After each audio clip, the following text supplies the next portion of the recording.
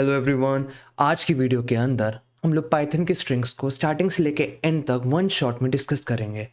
हम लोग पहले अभी तक जो भी हमने कॉन्सेप्ट करे उनको हम लोग अच्छे से रिवाइज करेंगे। उसके बाद हम लोग स्ट्रिंग के मेथड्स को देखेंगे। इससे पहले मैं स्टार्ट करूँ, मैं ये बोलूँगा, अगर आपने मेरे चैनल को सब्सक्राइब नहीं किया तो उसे प्लीज़ कर दीजिए। स्टार्ट करते हैं। तो हम लोग सबसे पहले जो अभी तक हमने कॉन्सेप्ट करे उन्हें रिवाइज करने के लिए हम लोग एक छोटा सा प्रोजेक्ट बनाएंगे। प्रोजेक्ट में क्या होगा कि हम लोग बेसिकली ग्रीटिंग बॉट बनाएंगे जिसका काम ये होगा कि यूज़र से उसका नाम मांगे, उसके बाद उसकी एज मांगे, किस सिटी में रहता है वो मांगे, और उसकी जो भी हॉबीज़ हैं वो मतलब एंटर करा ले। उसके बाद वो प्यार से स्क्रीन पे आउटपुट दे दे, एक प्यारा सा आउटपुट जो कि होगा hello your name is this, your age is that, your city is this and your hobbies are blah blah blah, और फिर एंड कर दे। ठीक है, तो इससे क्या, इस वाले ये बहुत ही मतलब सिंपल सा चीज़ है, लेकिन इससे आपकी जो भी आपने अब तक करा है वो सारी चीज़ें रिवाइज हो जाएंगी। तो आपको कुछ चीज़ें पता होनी बहुत ज़रूरी हैं। पहली बात ये, आप कभी भी यूज़र से कोई भी इनपुट लेते हो। फॉर एग्जांपल मैंने यूज़र से कोई भी रैंडम इनपुट ले लिया इनपुट फंक्शन यूज़ करके। फॉर एग्जांपल मैंने लिख दिया इनपुट एंटर नंबर। इससे क्या होगा, यूज़र एक नंबर एंटर करेगा।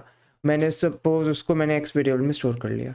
मैंने यूज़र एंटर नंबर करेगा, लेकिन आएगा असल में एक्स के अंदर एक स्ट्रिंग जिसकी वैल्यू होगी 1। ऐसा क्या होता है कि आप जब भी इनपुट फंक्शन का यूज़ करते हो हमेशा पाइथन उसको एक स्ट्रिंग अज्यूम करता है। मैं चाहे नंबर लिखूं, डेसिमल लिखूं, वर्ड लिखूं, लेटर लिखूं, कुछ भी लिखूं, जो वेरिएबल के अंदर जो वो जाएगा तो वो स्ट्रिंग की फॉर्म में जाएगा। अगर मैं चाहता हूँ वो नंबर जाए तो मुझे बाद में उसको अलग से उसके डिस्कस करना, उसे बताना होगा कोड को कि हाँ ये इंटीजर है, ये सपोज ये फ्लोट है। अलग से मुझे ब्रैकेट के बाहर यहाँ पे डॉट इंट वगैरह मतलब ऐसे कुछ चीज़ें लगानी होंगी, आगे देखेंगे। अभी के लिए इतना जान लो कि आप कोई भी इनपुट लेते हो यूज़र से तो वो हमेशा स्ट्रिंग आता है। ओके, और भी एक और चीज़ है। फॉर एग्ज़ाम्पल हमें ये पता है कि हम लोग जब भी स्ट्रिंग लिखते हैं वेरिएबल के अंदर स्टोर करते हैं, फिर नॉर्मली भी हम लोग स्ट्रिंग लिखते हैं तो हम लोग कोटेशंस का यूज़ करते हैं। शायद या तो हम लोग डबल कोटेशंस का यूज़ करते हैं और अंदर हम लोग स्ट्रिंग लिख देते हैं, या तो हम लोग सिंगल कोटेशन का यूज़ करते हैं और अंदर स्ट्रिंग लिख देते हैं। सपोज करते हैं मेरी एक स्ट्रिंग है, उसके अंदर मैंने सपोज ये डाल दिया सक्षम्स पेन। ठीक है, ये मेरी एक छोटी सी स्ट्रिंग है।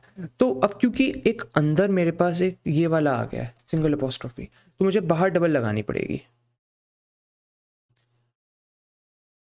अगर मैंने डबल नहीं लगाया, बाहर भी मैंने सिंगल लगा दिया तो एरर आ जाएगा। सपोज मैंने डबल की जगह यहाँ पे सिंगल लगा दिया तो कंप्यूटर क्या मानेगा कि, सपोज मैं कह रहा हूँ कि ये ऐसे, कंप्यूटर मांगेगा कि यहाँ से लेके यहाँ तक एक स्ट्रिंग है, उसके बाद यहाँ पे कुछ है नहीं और ये एक अलग से यहाँ पे है, तो यहाँ पे एक एरर आ जाएगा। तो मुझे बाहर डबल लगाना पड़ेगा ताकि एरर ना आए।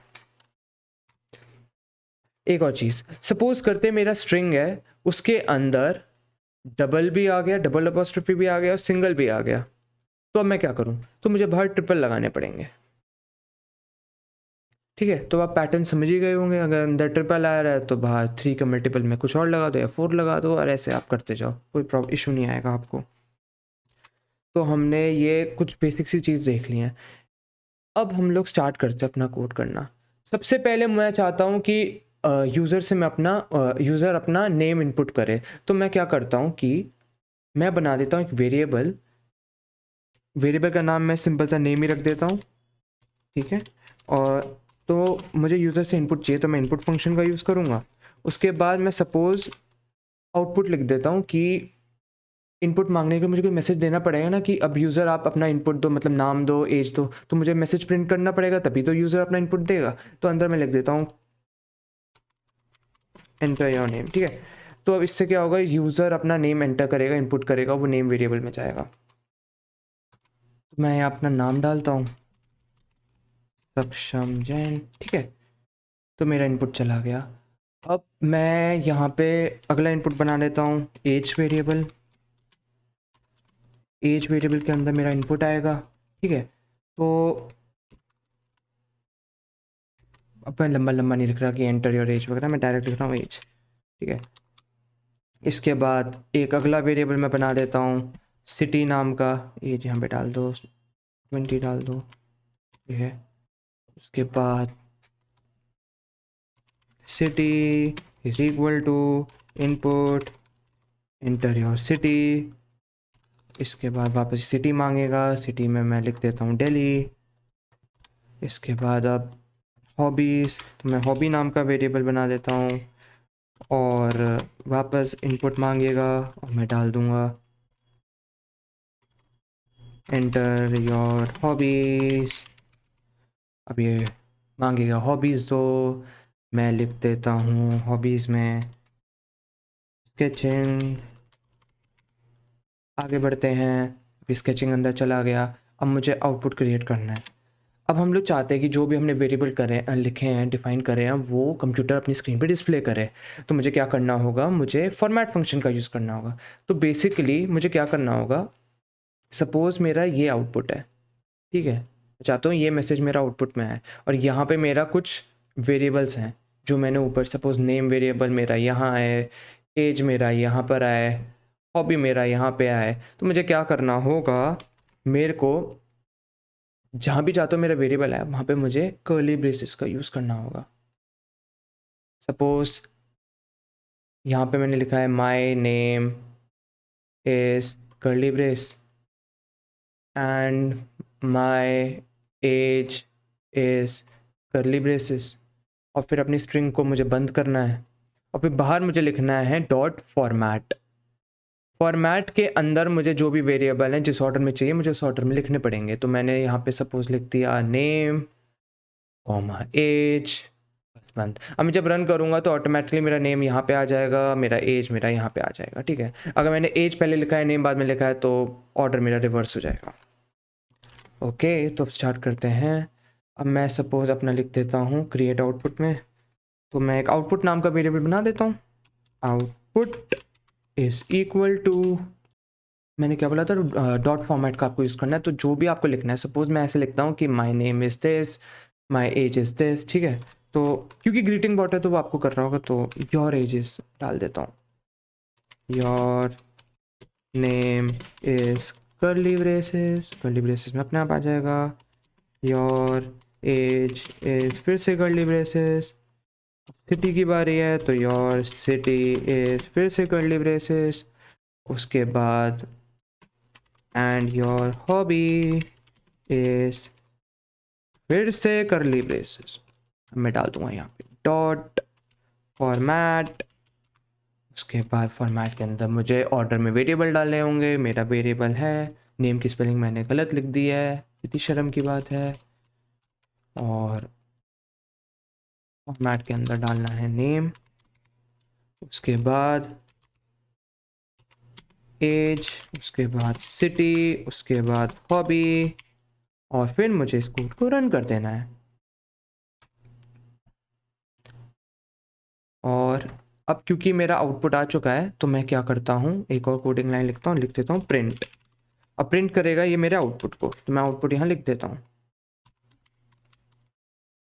अब रन करूँगा तो मेरा आ जाएगा your name is Sakshamyan, your age is 20, your city is Delhi and your hobby is sketching, ठीक है।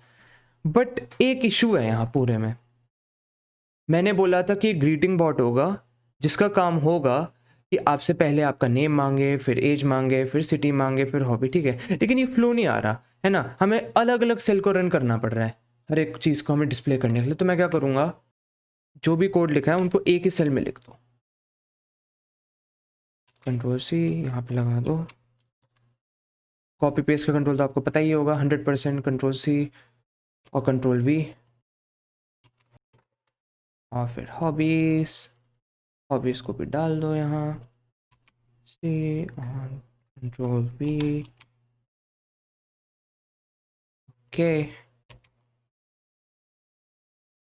अब मुझे बस इस सेल को रन करना है। मैं सेल को रन करता हूँ, मेरे से मांगे हैं मेरा नेम, मैं डाल देता हूँ कुछ भी, गोकू डाल दो एज, गोकू की एज 100 डाल दो।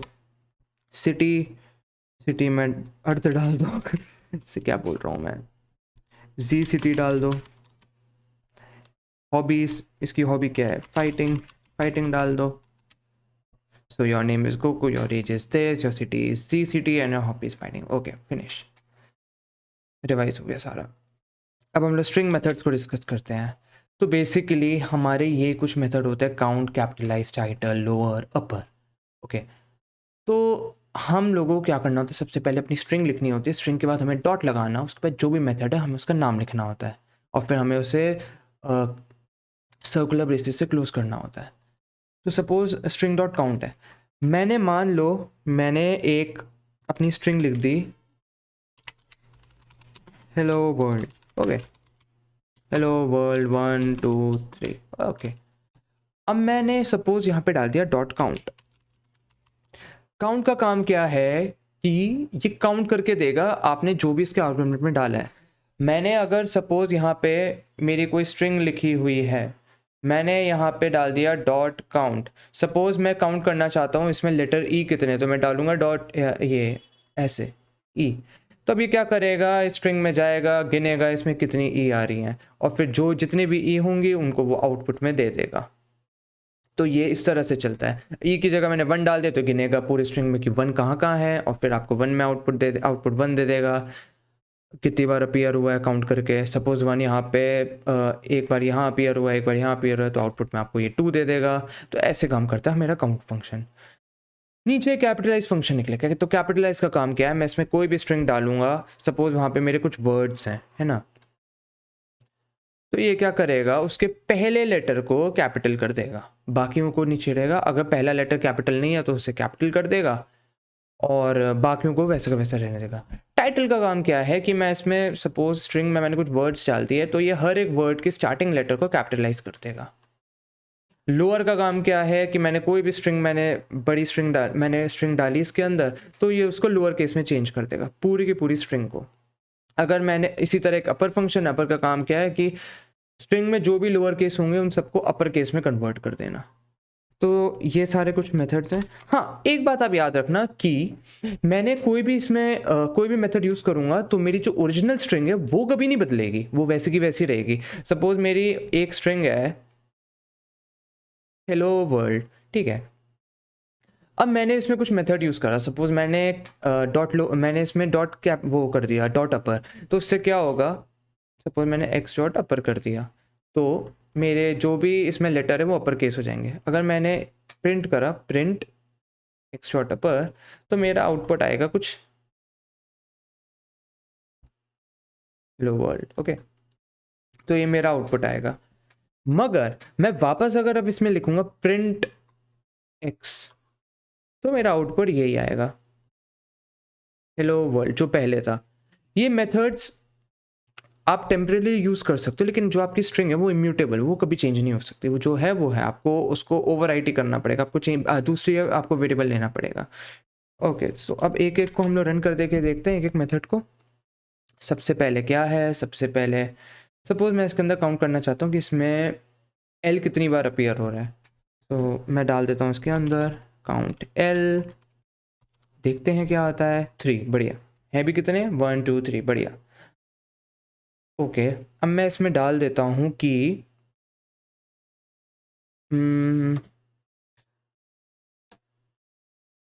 इसी के अंदर कि काउंट करो हेलो कितनी बार अपीयर हुआ है। एक ही बार हुआ है ना हेलो, हाँ एक ही बार हुआ है।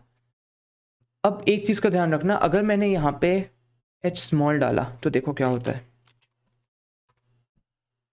0। क्यों, क्योंकि पाइथन केस सेंसिटिव है, इसमें केसेस का आपको ध्यान रखना होगा। अगर मैंने यहाँ पे कैपिटल डाला तो कैपिटल से ही वो सर्च करेगा। अगर मैंने सपोज यहाँ पे ये डाल दिया कैपिटल एल, तो अब आउटपुट में 0 आएगा, क्योंकि कहीं भी कैपिटल एल का मैंने यूज़ नहीं किया है। अब मैं कैपिटलाइज का यूज़ करता हूँ, इसी को कॉपी कर लेता हूँ ऊपर वाले को, तो और यहाँ पे लिख देता हूँ dot capitalise,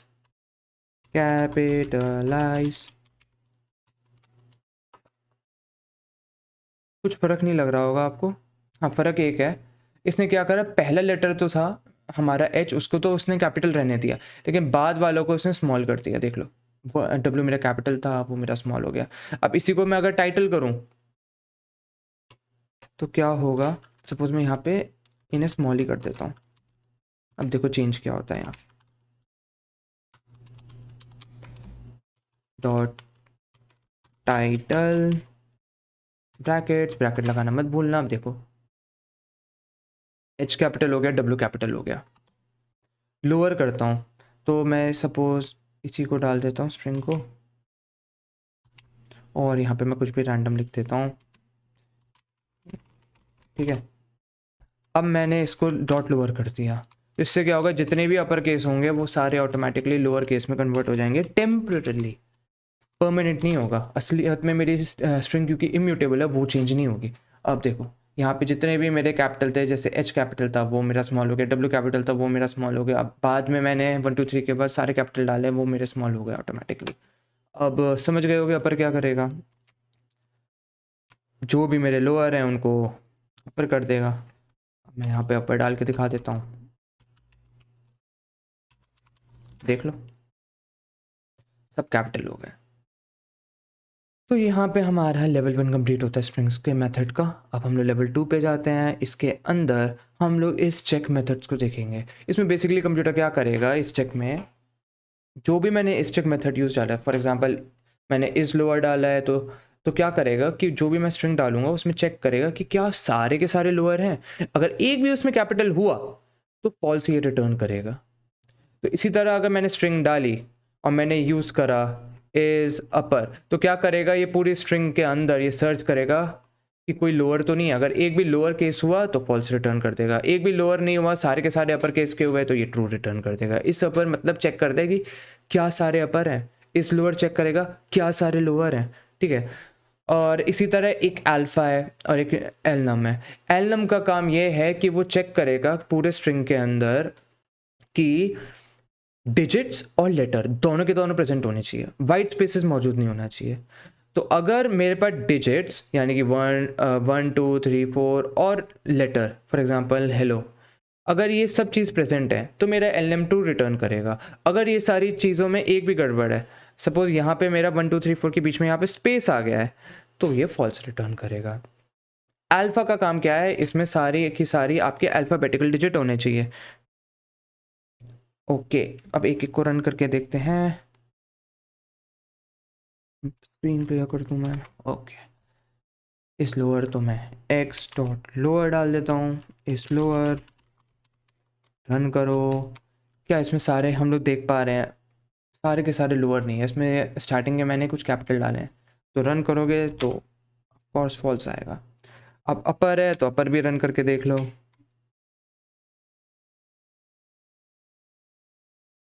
x dot upper is upper, run करो, फॉल्स आएगा 100%। बढ़िया। इस अल्फ़ा इसको भी चेक कर लेते हैं, एक्स डॉट इज अल्फ़ा,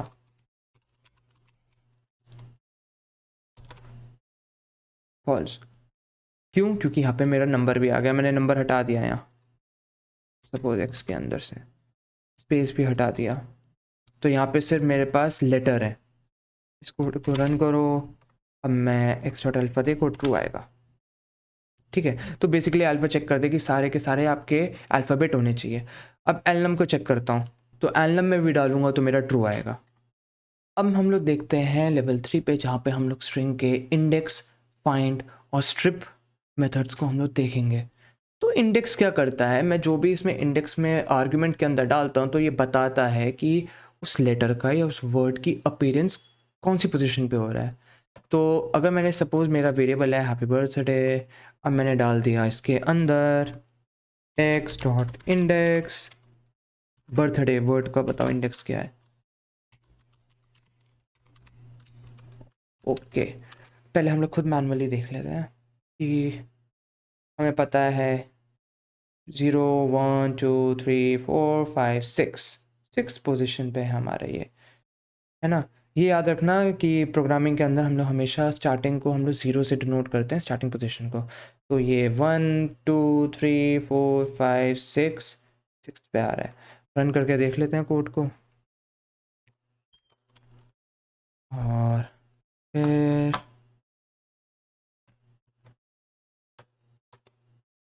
6, बहुत बढ़िया।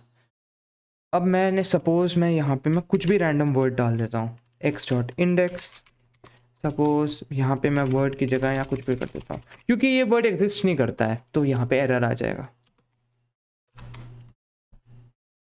बहुत बढ़िया, एरर आ गया। अब हम लोग फाइंड का यूज़ करते हैं, ठीक है। तो फाइंड में हम लोग क्या करेंगे, एक्सी में डाल देता हूँ एक्स डॉट फाइंड। सपोज मैं यहाँ पर भी अपना बर्थडे वर्ड डाल देता हूँ, तो भी 6 रिटर्न करेगा। तो हमारा फाइंड और इंडेक्स में उतना फ़र्क नहीं है, ये भी हमें फाइंड भी वही चीज़ें बताया था। लेकिन हाँ, सपोज मैंने यहाँ पे एक्स डॉट फाइंड, मैंने कुछ ऐसी चीज़ मांगी जो एग्जिस्ट ही नहीं करती है, तो ये इंडेक्स की तरह एरर शो नहीं करेगा, इसमें एरर नहीं आएगा। इसमें आप रन करोगे तो -1 आएगा। कुछ भी आप ऐसी चीज़ डिमांड करोगे कि फाइंड करो ऐसी चीज़ जो कि एग्जिस्ट नहीं करती है उस स्ट्रिंग के अंदर, तो ये -1 रिटर्न करेगा। लेकिन यही चीज़ मैंने अगर इंडेक्स में करी तो वहाँ पे एरर आ जाएगा, जो हमने यहाँ देख लिया। अब हम लोग स्ट्रिंग के स्ट्रिप मेथड को देखते हैं। तो हम लोग अगर एक वेरिएबल बना लेते हैं y, जिसके अंदर मैं वैल्यू डाल देता हूँ 4 बार 0 हैप्पी बर्थडे, फिर से 4 बार 0। ओके, मेरा वेरिएबल बन गया। अब मैं क्या करता हूँ, इसमें कर देता हूँ y डॉट स्ट्रिप ब्रैकेट के अंदर। सपोज मैं सारे 0 हटाना चाहता हूँ अपने वेरिएबल में से, तो मैं डाल दूंगा 0, रन करूँगा 0 हट जाएंगे। वाह। अब मैं चाहता हूँ कि जो मेरे लेफ्ट की तरफ 0 है वो हटें, राइट वाले 0 ना हटें। तो मैं यहाँ डाल दूंगा y dot L strip bracket के अंदर, जो मुझे रिमूव करना था 0 0 डाल दिया। लेफ्ट के हट के राइट के बरकरार है। इसी तरह आर स्ट्रिप है, y dot are strip bracket के अंदर 0 हटाना है 0 डाल दो, राइट वाली पोजीशन के हट जाएंगे। अगर मैंने सपोज यहाँ पे स्पेस दे दिया है, ठीक है, तो अगर मैंने यहाँ पे y डॉट स्ट्रिप करा, कुछ अंदर नहीं डाला, तो मेरा स्पेस हट जाएगा। ओके, तो ये थे हमारे सारी चीज़ें जो हमें डिस्कस करनी थी आज के लेक्चर में। हमने पहले तो हमने सारी चीज़ें रिवाइज करी जो हमें अब तक हमने करा है। उसके बाद लूप्स को छोड़ के, लूप्स हम लोग बाद में करेंगे और अच्छे से रिवाइज। उसके बाद हमने स्ट्रिंग के मेथड्स को देखा, जिसमें हमने स्ट्रिंग के method for example count, capitalize, title, lower, upper, और फिर इस चेक मेथड्स को देखा, जिसमें हमने is lower, is upper, is alpha और इज़ एलनम को देखा। फिर हमने स्ट्रिंग के इंडेक्स को देखा। इंडेक्स में हमने देखा कि एरर आता है अगर हमने कोई ऐसी चीज़ मांगी जो ऑलरेडी स्ट्रिंग में एग्जिस्ट नहीं करती है तो। और फिर उसका हमने काउंटर पार्ट हमने फाइंड देखा। उसके बाद हमने स्ट्रिप देखा। स्ट्रिप का काम होता है कि जो भी हमने उसके आर्गुमेंट में पास करते हैं वो उसको निकाल दे। तो आज की क्लास को आप थोड़ा सा प्रैक्टिस कर लेना, थोड़ा नहीं ज़्यादा प्रैक्टिस कर लेना, क्योंकि ये आपका बेस बिल्ड कर देगा स्ट्रिंग में। अब क्योंकि स्ट्रिंग आपका अब आगे हर जगह यूज़ होगा। तो अगली वीडियो के अंदर हम लोग पाइथन के डेटा स्ट्रक्चर को स्टार्ट करेंगे। पाइथन के डेटा स्ट्रक्चर में हम लोग सबसे पहले लिस्ट को देखेंगे, ठीक है। तो अगली वीडियो में मिलते हैं। चैनल को सब्सक्राइब कर लेना अभी तक नहीं किया तो। Thank you, bye.